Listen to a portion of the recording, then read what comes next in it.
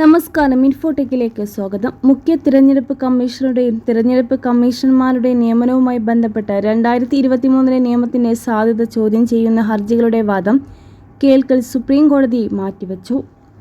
Chief justice of ഇന്ത്യയെ selection പാനലിൽ നിന്ന് ഒഴിവാക്കിയ ഈ നിയമം സ്വതന്ത്രവും നീതിയുക്തവുമായ തിരഞ്ഞെടുപ്പുകളുടെ തത്വങ്ങൾ ലംഘിക്കുന്നുവെന്നാണ് ഹർജികളിൽ ആരോപിക്കുന്നത്. Justice Suryakant, justice N Kotiswar Singh എന്നിവരടങ്ങിയ ബെഞ്ചാണ് കേസ് പരിഗണിച്ചത്. NGO association for democratic reforms ഉൾപ്പെടെ ജയ താക്കൂർ, സഞ്ജയ് നാരായൺ റാവു മിശ്ര, ധർമ്മേന്ദ്ര സിംഗ് കുശാവ്, അഭിഭാഷകൻ ഗോപാൽ സിംഗ് എന്നിവർ സമർപ്പിച്ച ഹർജികളാണ് കോടതിയുടെ മുന്നിലുള്ളത്. 2023 മാർച്ച് 2 സുപ്രീം കോടതി വിധി അനുസരിച്ച് പ്രധാനമന്ത്രി, ചീഫ് ജസ്റ്റിസ്, ലോക്സഭയിലെ പ്രതിപക്ഷ നേതാവ് എന്നിവരടങ്ങുന്ന കമ്മിറ്റിയുടെ ശുപാർശ പ്രകാരം ECI അംഗങ്ങളെ നിയമിക്കണമെന്നാണ് ഉത്തരവിട്ടിരിക്കുന്നത്. എന്നാൽ പുതിയ നിയമം ചീഫ് ജസ്റ്റിസിനെ സെലക്ഷൻ കമ്മിറ്റിയിൽ നിന്ന് ഒഴിവാക്കിയതിനാൽ ഈ വിധി ലംഘിക്കപ്പെട്ടുവെന്നും ഹർജിക്കാർ വാദിക്കുന്നു. ഞങ്ങൾ 24 മണിക്കൂറും ജോലി ചെയ്യണമെന്ന് ആഗ്രഹിക്കുന്നു. ഒരു രാത്രി 50 ഫയലുകൾ വായിച്ച ശേഷം ഈ കേസ് കേൾക്കൽ എത്ര ഊർജം ബാക്കിയുണ്ട്?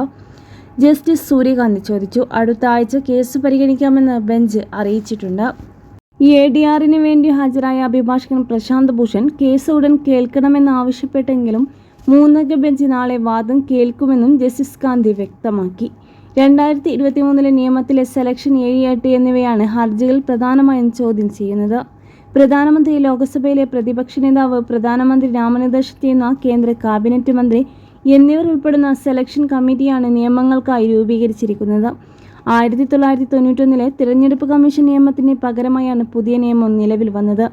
2024 നിയമങ്ങൾ സ്റ്റേ ചെയ്യണമെന്ന ആവശ്യം സുപ്രീം കോടതി തള്ളിയിരുന്നു. എന്നാൽ നിയമന പ്രക്രിയയിൽ സ്വതന്ത്ര സംവിധാനം ഉറപ്പാക്കണമെന്നും ചീഫ് ജസ്റ്റിസിനെ സെലക്ഷൻ പാനലിൽ ഉൾപ്പെടുത്തണമെന്നും ഹർജിക്കാർ ആവശ്യപ്പെടുന്നു.